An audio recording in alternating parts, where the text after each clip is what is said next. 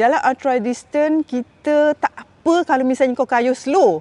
Tapi bila berhenti janganlah kita berlengah-lengah.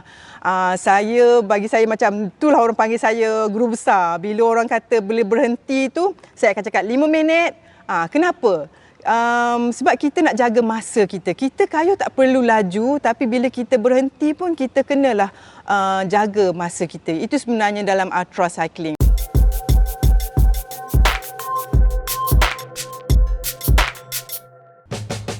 Hai, Assalamualaikum. Saya Nuraini binti Ibrahim.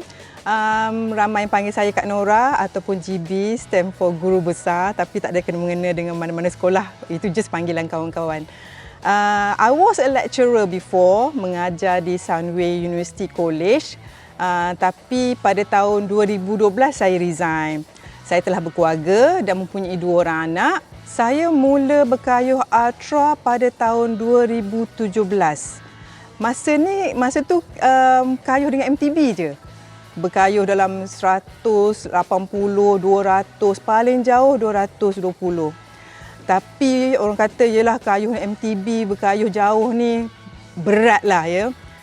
Dan kawan-kawan pun makin lama makin laju. Kita pun tak dapat nak catch up dan ramai lagi kawan-kawan pun dah beli ARB. Jadi pada tahun, tak silap saya, pada 27 hari bulan 1, 2018 saya beli my first RB. Cuma basikal ni orang kata second hand, okey, melalui kawan atas kawan tolong carikan, dapatlah RB Merida, okey, jenama Merida masa tu. Jadi saya pun belilah, tak sampai 3,000 pun sebenarnya harga, tapi orang kata nak cuba. Tak confident lah naik RB ni sebenarnya bila kita dah biasa dengan MTB. Selepas beberapa bulan, nak jadikan cerita, pada 28 bulan 7 2018 saya mula masuk my first ODEC 400 km di Gua Musang. Daripada situlah bermulanya saya dengan ODEC dan lagi jauh lah orang kata berkayuh ni. Malaysia boleh, Malaysia boleh, Malaysia boleh. Yes, berjaya. PBP untuk kali kedua. Alhamdulillah saya berjaya habiskan. Kali ni better time. Ada lagi 1 jam spare lah. Okay. Thank you very much you guys yang support saya dengan saya punya charity ride PBP tahun 2023 ni. Banyak sangat bagi saya semangat sebenarnya untuk meneruskan kayuhan bila dah bong sangat, apa semua tak cukup tidur tepi jalan. Okay, terima kasih. Thank you so much. PBP, Paris-Brest Paris. Kalau kita orang kata ODEC ni, kita itu macam pergi haji. Paris-Brest Paris bermula pada tahun 1891 dan sebenarnya inilah adalah race sebenarnya. Okey, sehingga pada tahun 1951 mereka jadikan ini sebagai race, ya, perlumbaan. Selepas tahun 1951 mereka tak jadikan itu sebagai race lagi, di mana mereka memberi 90 jam untuk habiskan sejauh 1,200 km. Bukan saja 1,200 km tetapi elevation dia 12,000. Dan recently mereka buat juga kategori 80 jam, 84 jam dan saya ambil sajalah yang 90 jam, ya, maximize. Okay, maximize the hours yang dia berikan. Alhamdulillah. Sekarang on the way ke CP Lodge. Dia punya climbing, ya Allah, tak habis-habis. Jahat betul. CP, so far CP yang paling jahat lah. Dia punya climbing. Dalam matahari betul-betul depan mata.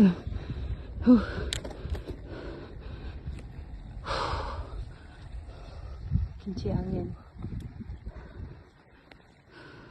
PBP pada saya ini adalah kali kedua. Pada first time saya join pada tahun 2019. Di mana pada masa itu juga merupakan first contingent daripada Malaysia yang layak untuk pergi ke PBP, sebab ODEC di Malaysia pun masa itu baru 4 tahun dan PBP juga cuma dibuat 4 tahun sekali. Pada 2019 kami ni dianggap sebagai orang kata guinea pig lah.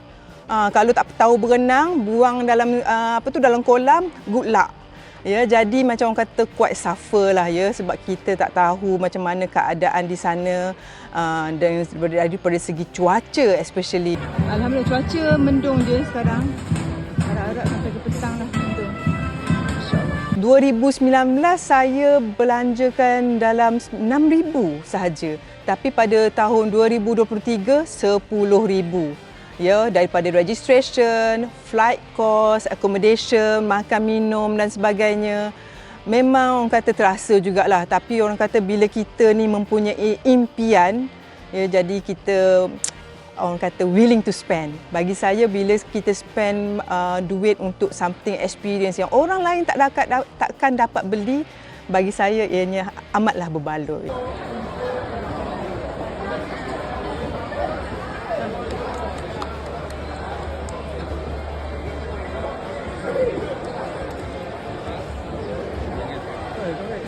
Tahun 2019 tu saya banyak orang kata kayuh sorang-sorang. Pada 2023 ni orang kata dah pandai sikit. Jadi untuk save tenaga kita tag along saja dengan mana-mana group.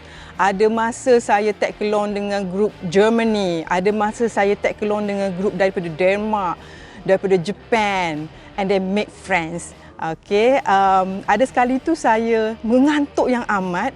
Jadi saya nampak this one Japanese guy. Then ask him to talk to me. Kami berborak-borak apa semua sampailah ke next CP. Jadi bagi saya pada 2023 ni saya actually macam orang kata buat lagi ramai kawan daripada riders all over the world. Kalau dulu 2019 tu kata malu-malu kan. Jadi 2023 ni orang kata dah ada experience sikit, dan riders sebenarnya mereka sangat orang kata friendly, ya, walaupun daripada berbagai negara, sebab kita mempunyai tujuan yang sama untuk kayuh dan sampai ke finishing line dalam masa yang telah ditetapkan. Dan bagi saya itu adalah antara experience yang saya sangat hargai. Sebagaimana tahun 2019, pada 2023 ni juga saya jadikan saya punya kayuhan ni sebagai charity ride. Saya mempunyai beberapa organisation yang saya akan contribute kepada mereka. Kenapa saya buat ini? Sebab saya tak nak jadikan sebagai kayuhan saya tu sebagai orang kata kosong. Ya, kita pergi kayuh, spend a lot of money, penat, lelah dan sebagainya. Tapi at the end kita je yang dapat, okay, experience tu. Saya jadikan kayuhan ni sebagai charity ride sebab saya nak bagi semula kepada community.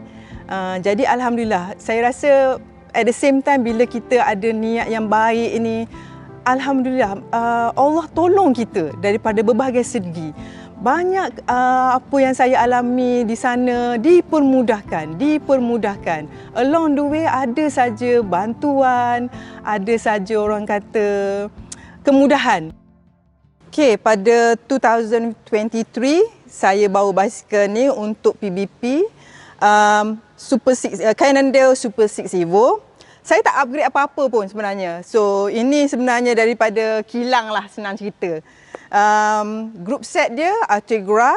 Saya punya crank depan 5236 and belakang cassette 1132.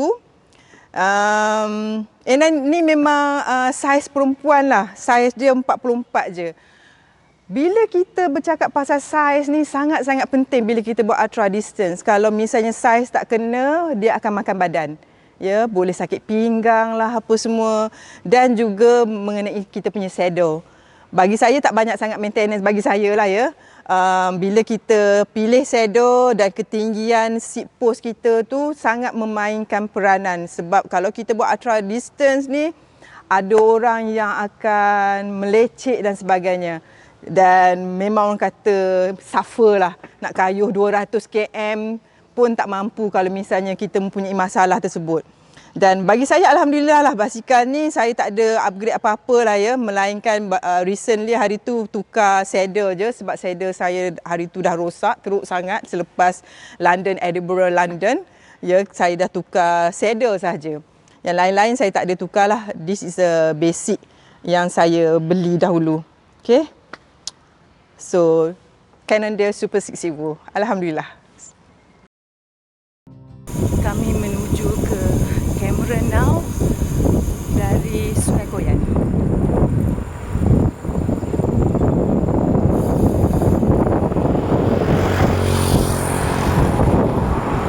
Lala menikmati keadaan. Okey, cuaca pun mendung, alhamdulillah. Tidak masak kat sini ni. Good, alhamdulillah.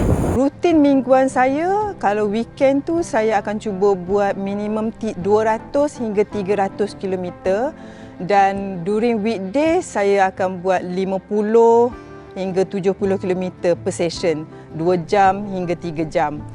Dan untuk PBP pula, kalau fokus pada PBP, for the last few weeks, tak silap saya dalam masa 2 bulan sebelum PBP, saya fokus pada elevation. Di mana saya buat tu? Senang je. Kalau since saya dekat Putrajaya, saya pergi dekat Pulse Grand Hotel. Saya turun naik pusing-pusing the area dalam 5 km dapat elevation dalam 140 meter. Saya buat 2 jam lebih dapat 1000. Saya buat dalam 4 jam ataupun almost 5 jam saya dapat 2000. Saya pernah buat tu dan saya buat tu every week for the last 2-3 minggu. Dan every week juga sebelum PBP saya pergi during weekend ya. Saya pergi ke area Bukit Hantu, Bukit Ampang, Genting Peres. Menaiki Bukit Hantu reverse, panas tinting macam ni. Tak kelakar weh. Elevation pun dah 3000 ni. Ni Kayuh janji jalan je. Okey. Tinggal 1 km lagi ke puncak. Ada belanja sikit kat sini. Panas ni amat. First week saya buat untuk dapatkan 2000 elevation. Second week up lagi 2500 elevation.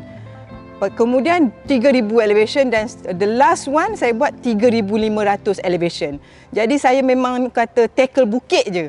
Bukit membukit lah orang kata. Semata-mata untuk preparation PBP. Beautiful Kak Nora. Inilah sikit. Okey. Okey, kepada anda riders yang baru nak berjinak-jinak dengan ultra distance ni, sebenarnya jangan takut.